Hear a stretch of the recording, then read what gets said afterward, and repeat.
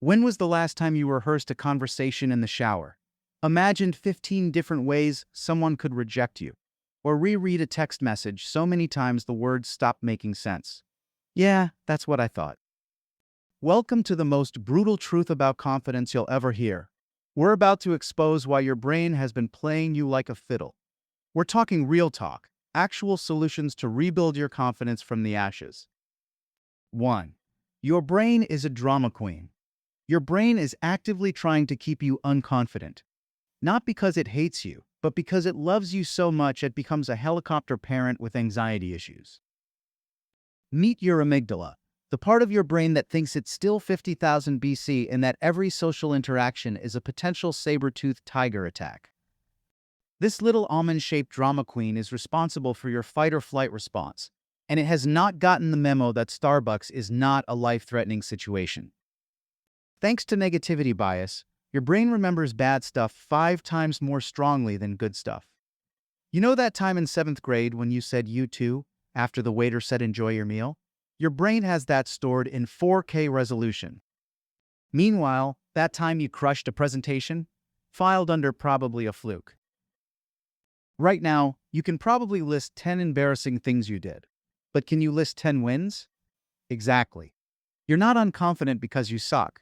You're unconfident because you've been focusing on the bad stuff. 2. The social media delusion. Now let's talk about how social media destroyed your confidence.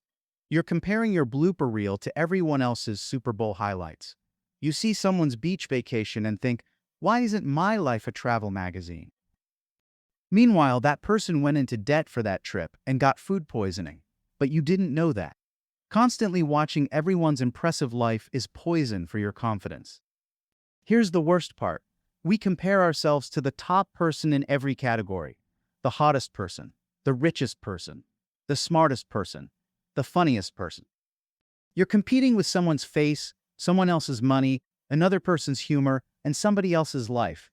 And then you're mad at yourself for not being this imaginary superhuman. That's like being upset you can't fly. 3. Your inner critic won't shut up.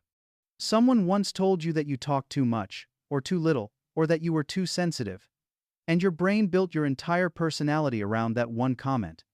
Here's a fun exercise. Imagine your inner critic as an actual person sitting next to you saying this stuff out loud. You're so stupid. Everyone thinks you're annoying. You'd call security. But when it's in your head, yeah, that tracks. You'd never tell your friend. You're such a loser for stumbling over your words. But you'll say it to yourself before breakfast. Your brain is literally running a smear campaign against you, and you're both the candidate and the only voter. All right, enough roasting. Let's fix this. Solution 1. Collect tiny wins. Confidence is built from 1,000 tiny moments where you did the thing anyway. Speaking up once in a meeting. Sending that email without checking it 17 times. Ordering food without apologizing for existing. Every day, write down one thing you did that took courage. Called the dentist? Counts. Made eye contact with your crush? Hall of Fame material.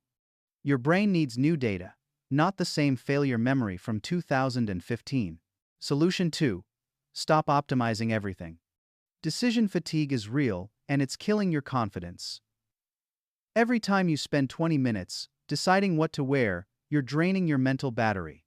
Then, when something important comes up, you're running on 2%. Pick your battles. Same breakfast, same routine. Automate the boring stuff so you have energy for what matters. Solution 3. Suck at stuff, on purpose. Your brain learns that scary thing equals not actually dangerous by doing it repeatedly. Afraid of public speaking? Start by reading your coffee order like you're accepting an Oscar. Then maybe propose a toast at dinner. Work up to the big stuff. The goal isn't to never feel nervous. The goal is to feel nervous, and do it anyway. Confidence isn't the absence of fear. It's telling fear, cool story bro, and doing it anyway. Confidence isn't something you find. It's something you build, brick by brick, awkward moment by awkward moment. You're not waiting until you lose weight or get promoted or feel like you have your life together. Every confident person you know has the same doubts you do. The difference? They decided their fear of regret was bigger than their fear of failure.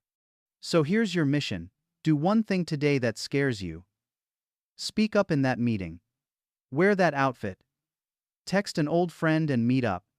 Post without editing 50 times. Your future confident self isn't some different person. It's you, with more evidence that you can handle things. Stop overthinking. Stop waiting. Start collecting proof that you're more capable than you think.